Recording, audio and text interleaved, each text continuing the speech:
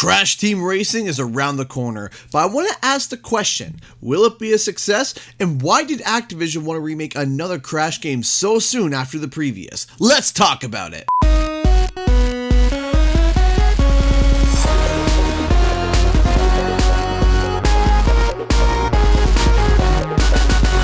What's up guys, Canadian Guy here, and I am back with a think tank of a video talking about Crash Team Racing Nitro-fueled. Now before the game was announced, I will be crystal clear with all of you as I normally am. When rumors started about this game coming, I was a Debbie Doubter. I did not want to think that yet another Crash Bandicoot remaster would be coming so soon on the heels of the original Insane trilogy. I doubted and denied for a while, crossing my arms and not cooperating. Until a package came to my door to reveal a pair of fuzzy orange dice and a paper telling me something was sliding into the Game Awards. I knew immediately that it was game over and the CTR Remastered was a thing.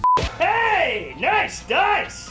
You got these in orange? Though I was incredibly excited as my inner nostalgia was freaking out, my left analytical brain couldn't help but think of one word. Why? I thought that the Crash IP would lose a lot of momentum from its first game from releasing another Crash remaster. I simply did not want Crash to be a dead horse that could be beaten half to death for remasters and left a hollow husk to fade back into irrelevancy because no new ideas could be brought to the table other than old ones. But as time went on, the left side of my brain realized something about Crash Team Racing. Something I didn't think that made me realize why Activision is making the game in the first place. See, if you want to see how well a game will do, you have to see where the money is.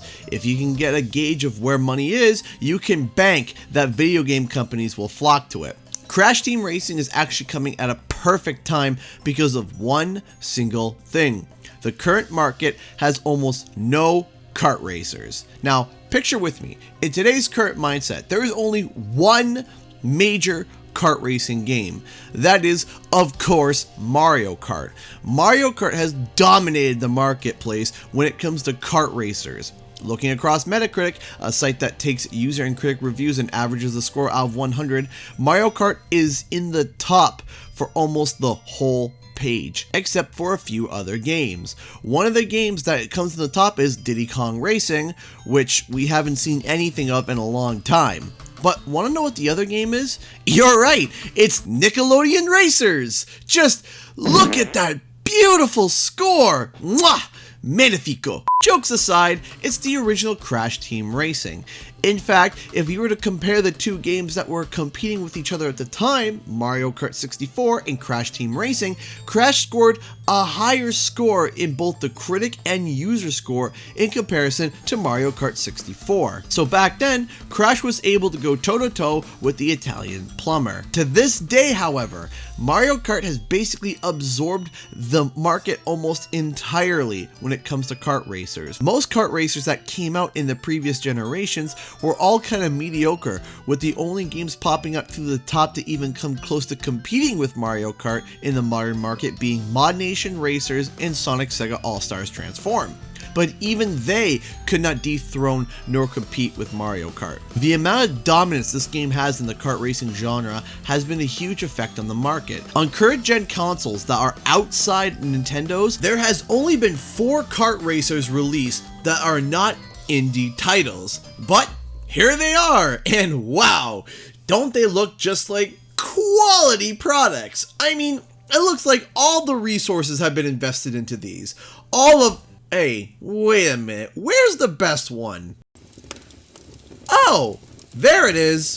Jokes aside, my prediction is that not a lot of resources or talent is used or invested into these games or the current market is simply because no one could compete with Mario Kart. That is, until now. Crash Team Racing is going to be successful simply on the merit that it is a nostalgic remake of a classic kart racing game and is hitting many trends and an interesting market. Other than Mario Kart, there is really little to no competition other than the upcoming Sonic Tag Team Racing. But the big thing is that this is also going to be multi-platform on day one. See, before if you wanted to play a kart racer, you basically had to buy a Nintendo Switch, but CTR is coming to the Switch, PlayStation 4 and Xbox One. A fun, nostalgic, multi-platform kart racing game is the perfect recipe for today's market, as there is a large desire for these style of games with such a tiny library available. And I think that is why it was decided to be remade. The game is going to go toe-to-toe once again with Mario Kart and create competition between them. And competition is good because it causes companies to have to bring their A game to try to beat each other. Because if they dominate a market, they can get lazy if they don't stay active and innovative. Nintendo likely has all eyes on Crash Team Racing as well to see the next move with their iconic kart racer. By the way, a huge shout out to my Patreons and sponsors on the channel. I appreciate your support and letting me be able to do this full time, as I got a family to feed. If you want to support the channel, the Patreon is in the description below, and be sure to subscribe for more nostalgic content. And while you're at it, why not check out another video I recently made? Anyway guys, thanks so much for watching, and I'll see you guys next time.